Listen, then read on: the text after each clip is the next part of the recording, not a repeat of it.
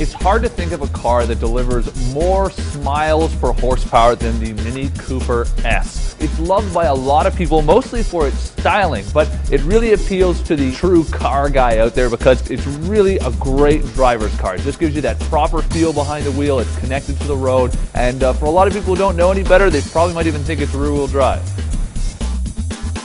For 2011, Mini has gone ahead and done a refresh on the Cooper models. Now, you can't really tell from the exterior, even though Mini claims they've done a facelift of sorts. And as you can see, apart from some red arrows there and maybe a little bit of chrome on the bottom, it's basically identical as the Minis have been for many years now. Now, the changes under the hood for 2011 are about as minor as the changes to the exterior of the car. We're talking about a 9 horsepower gain from the 1.6-liter turbocharged engine here in the Cooper S.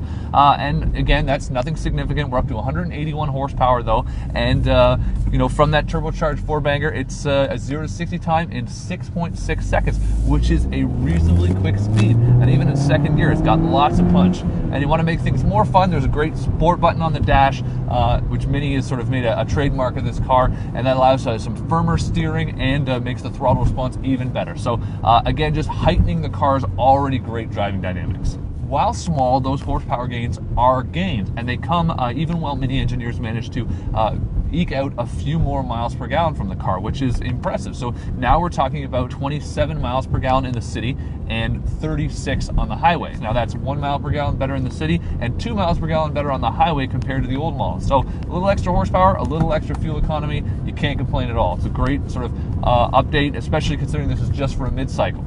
Now, one of the things that Mini hasn't changed about the new Cooper, and we really wish they would, is most of the interior. Now, they're not going to change it because this is sort of trademark Mini stuff, but all the toggle switches that they're known for, all this stuff, it's ergonomically backwards. It's impossible to use any of this stuff. You're always fiddling with knobs and buttons. There's tiny little things to control the temperature and climate control, and the whole thing's just a hassle. You spend more time looking away from the road, which is the opposite of what you should be doing in a car that's this much fun.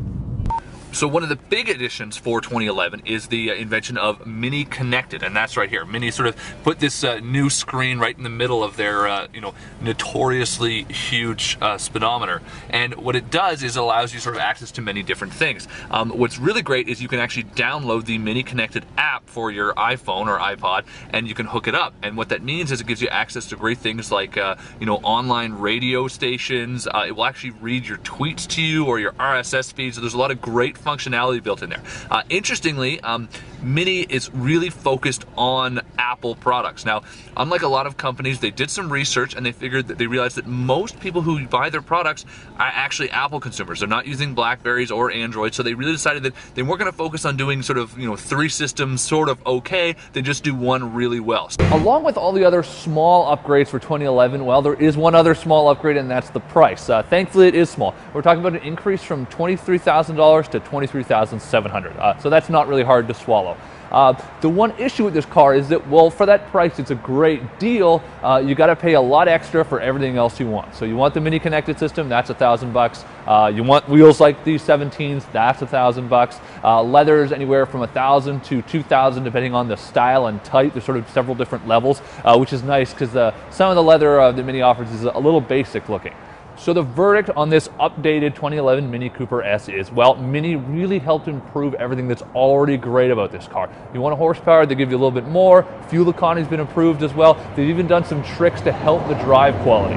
Now, the downside of all that is they've really done nothing to help out sort of the flaws of the car, the few problems. So the suspension that was really stiff before, still really stiff, and that could scare away some customers. All the poor ergonomics inside, again, nothing. It's the same interior, and we can't think Mini's going to change it no matter how much we complain, because that's kind of the style of it. But apart from that, it really is a fabulous ride, and we can't think of many better ways to have this much fun for just over $23,000 and 180 horsepower.